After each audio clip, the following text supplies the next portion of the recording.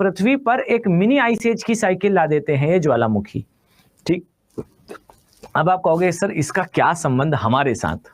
ठीक, ला देते हैं, कोई बात नहीं, हमारे साथ बहुत बड़ा संबंध है दोस्तों। कैसे? मैं आपको एक कॉमन चीज बताता हूं। ठीक, कितना कितना प्रभावित करता है भूगोल इस चीज को, भूगोल विश्व की राजनीति को। सुनना, मैं आपको विस्फोट के बारे में बताता हूं, पहले सुनना। ये इतिहास है। ठीक, यहां पर हम जंगलों में रह रहे हैं, हम यहाँ जंगली हैं। ठीक, जंगलों में रह रहे हैं, हुलाला हुलाला करते हुए घूम रहे हैं। ठीक, फिर जंगलों से हम सभ्यता में आए। ठीक, सभ्यता से फिर हम कबीलों में बने, फिर महाजनपद, ये सब चला। याद रखना कि पूरी दुनिया में इतिहास का जो विभाजन है 3 भाग में होता है। एक है प्राचीन, एक है मध्यकाल और एक है आधुनिक इतिहास। ठीक, अब इसको यहां समझो कि अगर मैंने आपसे कहा कि ये 3 काल में विभाजन है, ये होता किस आधार में है? ठीक, मतलब कहां से हम मानते हैं कि मध्यकाल होगा, कहां जो है प्राचीन होगा, कहां आधुनिक होगा। तो याद रखिए, हम अपने देश में तो ये कह देते हैं कि भाई भारत में औरंगजेब की मृत्यु के बाद से आधुनिक काल शुरू हो जाता है, भारत में मोहम्मद, गौरी, कासिम, गजनी इनके आक्रमण के साथ मध्यकाल शुरू हो जाता है, और हमारे यहाँ प्राचीन तो हड़प्पा काल से शुरू हो जाता है।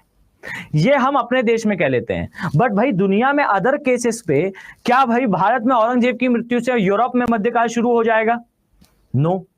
तो फिर क्या आधार है? तो हमेशा याद रखो, अगर आप किसी समय की किताब को, उस समय के पुरातात्विक साक्ष्यों को अगर आप अध्ययन करते हो और आपको उसका अध्ययन करने से एक बात समझ में आती है कि भाई उस स्थान पर एक राजा था और वो राजा अपनी जनता के ऊपर शासन करता था, यानी कि केवल राजा और उसकी जनता ये थे, तो आप ये कहोगे कि जिस काल की ये किताब है वो काल प्राचीन काल है। ठीक, अब जैसे जैसे राजा, अब यहां समझना आ जाएगा अभी भूगोल। ठीक, जैसे जैसे राजा का राज्य बढ़ता जाएगा तो भाई राजा के लिए संभव नहीं होगा कि भाई वो अपना घोड़ा दौड़ाते हुए जम्मू कश्मीर से निकले और कन्याकुमारी पहुंच जाए 2 घंटे में, ये संभव नहीं होगा। तो यानी कि प्राचीन काल वो काल है जब राजा हुआ करता था और जनता हुआ करती थी, राजा और जनता के बीच में कुछ नहीं था।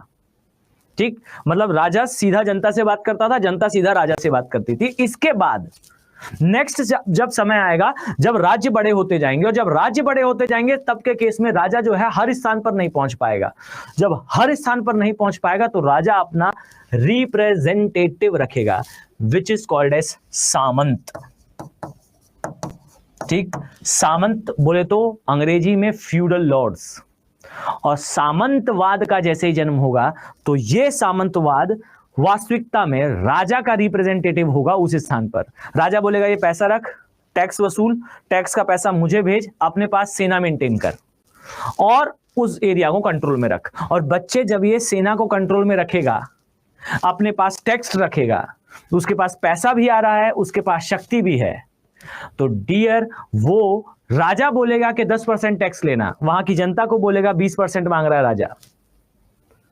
ठीक, यानी कि जनता का होगा शोषण, और जब शोषण का काल शुरू होगा तो आपको किताबों में दिखना शुरू हो जाएगा कि भाई सामंत के द्वारा या सामंतवाद के द्वारा या फ्यूडलिज्म के द्वारा मध्यकाल में जो है जनता से अतिरिक्त पैसा वसूला गया, भ्रष्टाचार आ गया, शोषण शुरू हो गया, और यही शोषण का काल मध्यकाल कहलाता है। आप लिख कर ले लीजिए, भारत के इतिहास में आप पढ़ोगे तब भी आप यही पढ़ोगे कि भारत का मध्यकाल शोषण का काल था, से लेकर यूरोप में मध्यकाल शोषण का काल है, अफ्रीका का मध्यकाल जो है वो शोषण का काल है, चीन का इतिहास भी शोषण का काल है, मध्यकाल।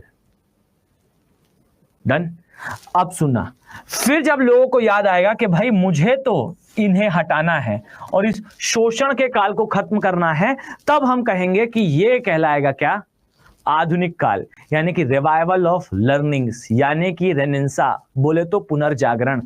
और हम जैसे ही औरंगजेब की मृत्यु होती है और औरंगजेब की मृत्यु के बाद हम ऐसा पढ़ना शुरू करते हैं कि भारत में आजादी के लिए या भारत में लोग अंग्रेजों को बाहर निकालने के लिए कुछ कुछ कर रहे थे, तो वेलकम, यहां से शुरू हो जाता है हमारा आधुनिक काल। राजा राम मोहन रॉय की बातें होंगी, यहां से बातें होंगी अंग्रेजों को हटाने की, मतलब आधुनिक काल शुरू हो चुका है। अब इसके बीच में भूगोल कहां से आता है? तो डियर ध्यान से सुनो, ये लाइन है, इस लाइन के बाद मध्यकाल है। ये मध्यकाल क्यों है? क्योंकि राजा का राज्य का आकार बढ़ा है। नी जर्क पॉइंट पकड़ो, यहां राज्य का आकार बढ़ा है, राज्य का आकार बढ़ा है। ठीक, अब राज्य का आकार क्यों बढ़ा है? क्योंकि राजा के पास सेना बड़ी है। ठीक, और राजा के पास सेना कैसे बड़ी है? क्योंकि राजा टैक्स ज्यादा ले रहा है। और राजा टैक्स ज्यादा ले कैसे सकता है? क्योंकि लोगों के पास ज्यादा है। और लोगों के पास ज्यादा है कैसे? क्योंकि उत्पादन हो रहा है। और ये उत्पादन हो क्यों ज्यादा रहा है? अचानक। भाई मानव को बंदर से इंसान बने तो बहुत समय हो गया, प्राचीन काल में क्यों नहीं हुआ और मध्यकाल में ही क्यों हुआ? उत्पादन ज्यादा।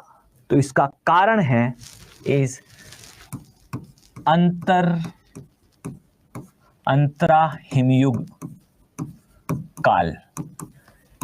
की जर्क पॉइंट है, ध्यान से सुनिए, कि विश्व राजनीति में सबसे बड़ा पहलू यही हुआ। हिटलर ना होता, नेपोलियन नहीं होता, अलेक्जेंडर नहीं होता, अगर इनके पास सेना नहीं होती।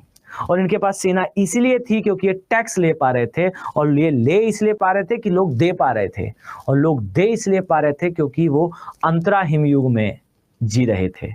और अंतरा हिमयुग तो बहुत सामान्य सी बात है। अंतरा हिमयुग में भी मिनी आइस एज आता है, जिसे अल्प हिमयुग कहते हैं, अल्प हिमयुग।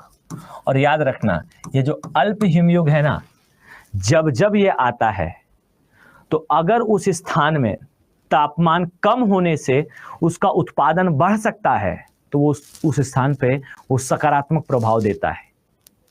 और ये अल्प हिमयुग क्यों आ जाता है? क्योंकि ज्वालामुखी उद्गार होते हैं।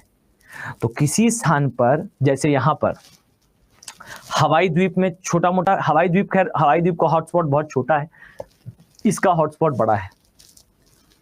इस हॉटस्पॉट में जब उद्गार हो रहा है तो लोग ये सोच रहे हैं, वैज्ञानिक ये सोच रहे हैं कि यार ये तो फट रहा है बहुत लगातार, साल में 8 बार फट चुका है। ठीक, अलग अलग ज्वालामुखी। अगर यहाँ के ज्वालामुखी ज्यादा फटते हैं तो ऐसा नहीं है, ये तो शांत दरारी उद्गार का एग्जाम्पल है, कोई बहुत बड़ा विस्फोट नहीं होगा। लेकिन इसके साथ जो डस्ट और एशेज निकल रही हैं, ये डस्ट और एशेज अंतरा हिमयुग में हम जी रहे हैं। हिमयुग आया था, अगला आएगा, उसके बीच में पृथ्वी का तापमान ग्रेजुअली बढ़ता है। ये ग्लोबल हीटिंग है। जब हम इसमें carbon dioxide, green house gases खुद से ऐड कर देते हैं तो रेट बढ़ जाता है। नहीं तो सामान्यतः 2 हिमयुग के बीच में हम जीते हैं और उसके बाद प्रजातियां समाप्त होती हैं। लेकिन ऐसे ज्वालामुखी उद्गार जो है वो अंतरा हिमयुग के काल में अल्प हिमयुग ला देते हैं। और यही जो अल्प हिमयुग है ना डियर, ये कभी कभार किसी क्षेत्र के लिए सकारात्मक, किसी के लिए नकारात्मक होता है। और आप नोटिस करिए, विश्व में जब जब किसी स्थान का मध्यकालीन इतिहास लिखा जाता है तो डियर उस मध्यकालीन इतिहास के आसपास नोटिस कर लीजिए, लगभग 100 साल के अंदर उस स्थान पर ज्वालामुखी गतिविधियां तेजी से बढ़ी होंगी। और तेजी से बढ़ी होंगी इसलिए उस स्थान का तापमान कम हो गया होगा। यूरोप में मध्यकाल के एग्जैक्टली प्रायर भूमध्य सागर के सारे ज्वालामुखी फटे थे। फाइन। और भारत में मध्यकाल के आसपास इंडोनेशिया के सारे ज्वालामुखी फटे थे।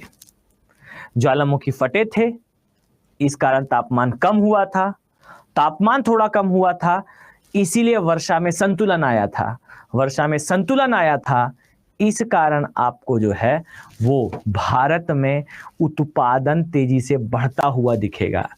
नोटिस करिएगा कि खासकर मुगलों के आगमन से, मुगलों का आगमन तो खैर बहुत बाद में हुआ है, आप जो है वो खासकर कासिम गौरी गजनी के जो है आगमन के बारे में मैं बहुत ज्यादा तो नहीं पढ़ा हूँ इतिहास, लेकिन हाँ मैं जहां तक जानता हूं कि जो कासिम गौरी गजनी का आगमन है, क्या नाम था, मोरिन ऐसी कुछ तो भी नाम था, सिंध का राजा था।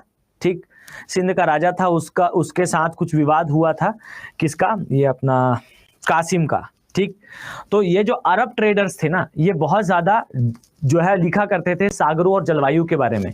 और इनकी किताबों से पता चलता है कि जिस समय अरब ट्रेडर्स का, हाँ जिमोरिन, ठीक, जो अरब ट्रेडर्स की किताबें हैं उससे पता चलता है कि इस काल के आसपास जो इंडोनेशिया था, यहां पर भयंकर जो है वो मैग्मा की गतिविधियां चल रही थी बीते 60-70 साल से।